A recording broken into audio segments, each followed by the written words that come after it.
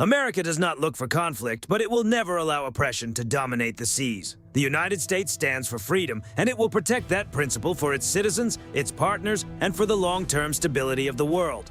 That was President Trump's direct message to Beijing, a clear line set across the Pacific.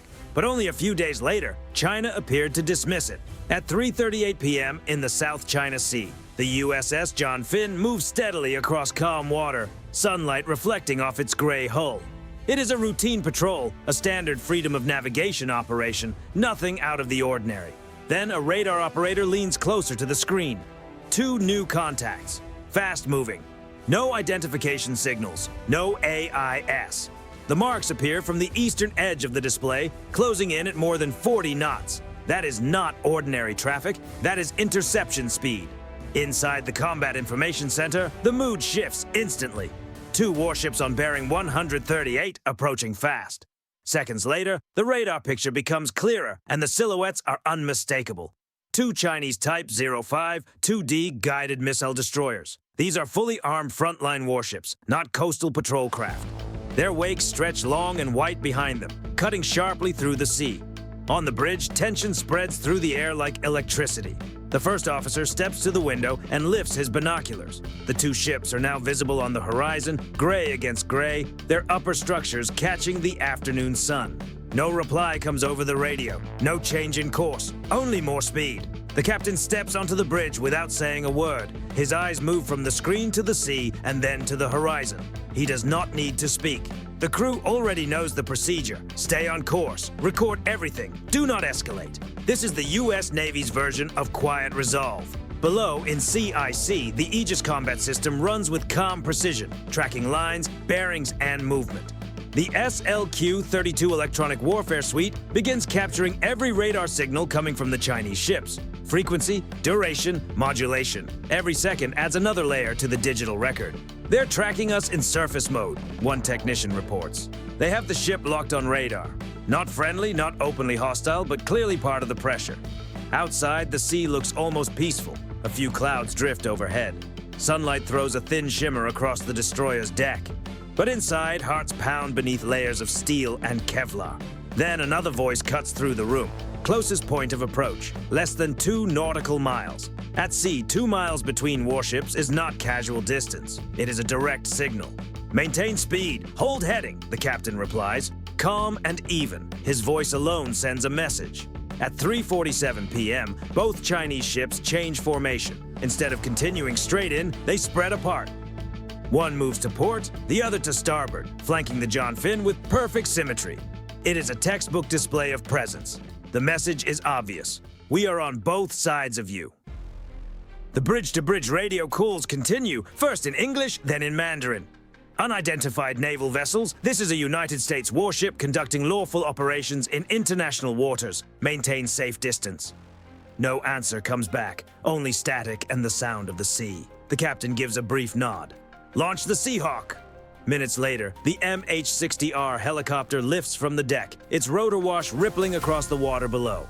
Inside, the crew activates its targeting and surveillance systems, zooming in on the Chinese ship's radar domes and vertical launch cells. Every image is recorded, every electronic signal is logged. Then one of the Chinese destroyers aims a green laser toward the Seahawk, a clear attempt at intimidation. The American crew stays composed. The sensor operator calmly marks the source, fixes the coordinates, and keeps the camera locked.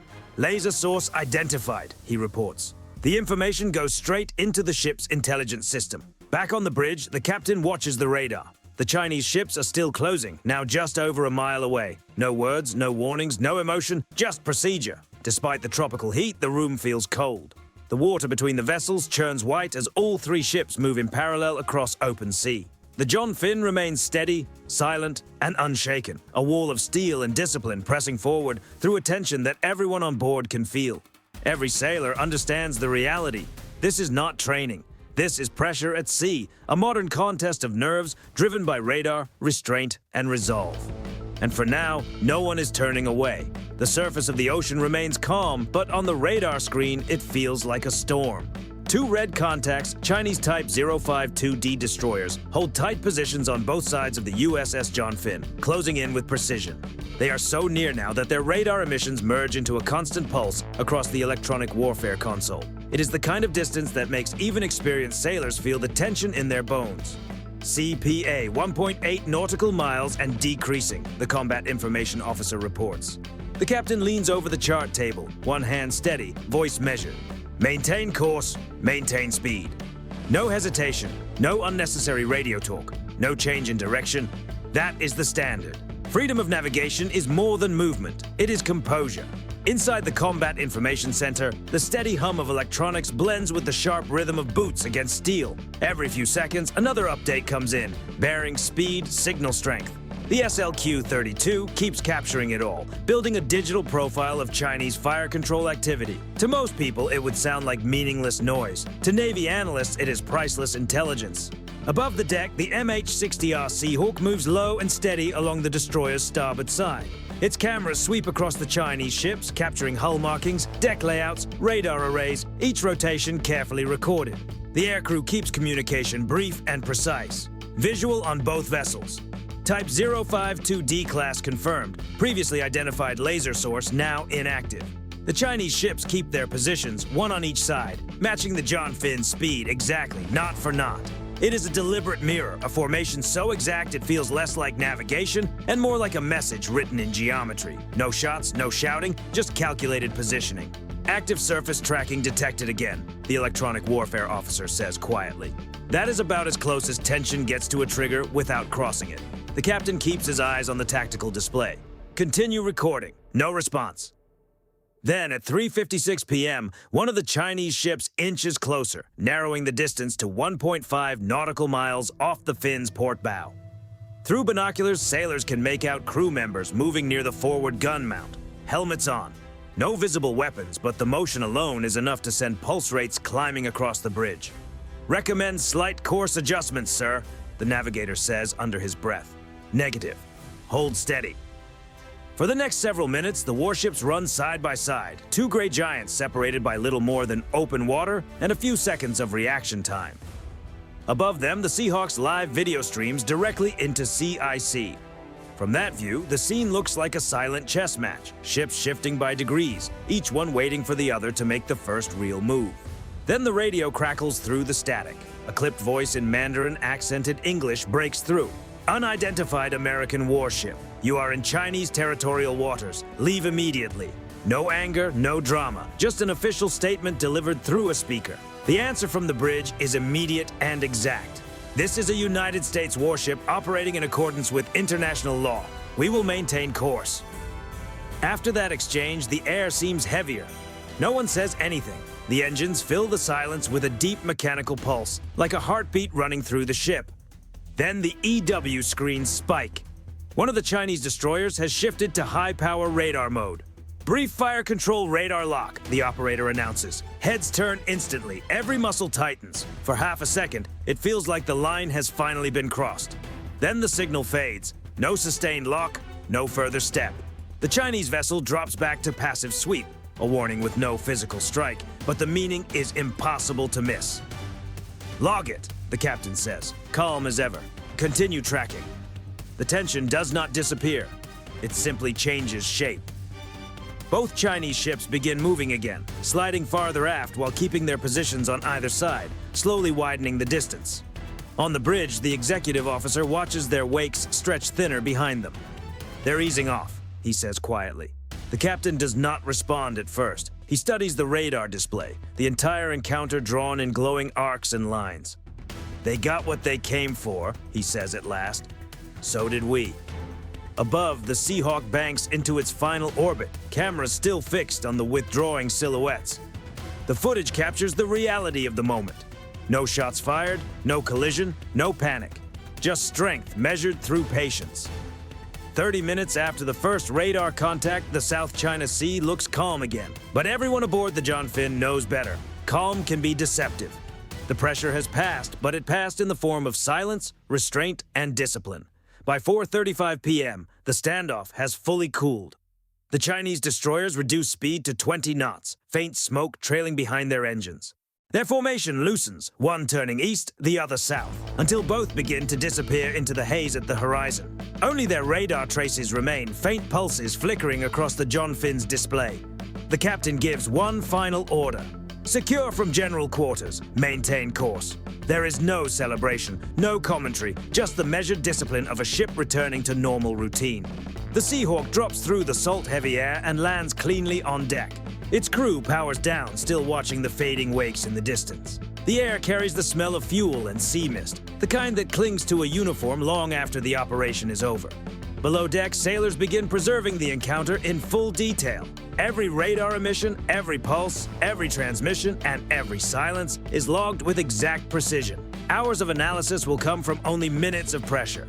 The value is enormous. Two of China's most advanced destroyers have just revealed how their Type 346A radar behaves under real operational strain. That is more than a tense encounter. It is a major intelligence gain. The captain studies the track lines on the chart table. 3 ships closing, shadowing, separating. A nearly perfect diagram of pressure tactics at sea. No shots, no damage, no course change, the XO says quietly. That's a win. The captain gives only a small nod. In modern naval strategy, holding firm without escalation is one of the hardest things a commander can do. Outside, the ocean stretches wide and bright once again, calm, open, endless. But the sailors standing watch understand the truth. Calm does not mean safe. It only means the next challenge has not arrived yet. Everyone on board knows this was never just about navigation. It was about sending a message. Beijing wanted to show control. Washington wanted to show staying power. The real contest that day wasn't about speed or firepower. It was about who would give in first. As evening begins to settle over the South China Sea, the USS John Finn continues along her planned route.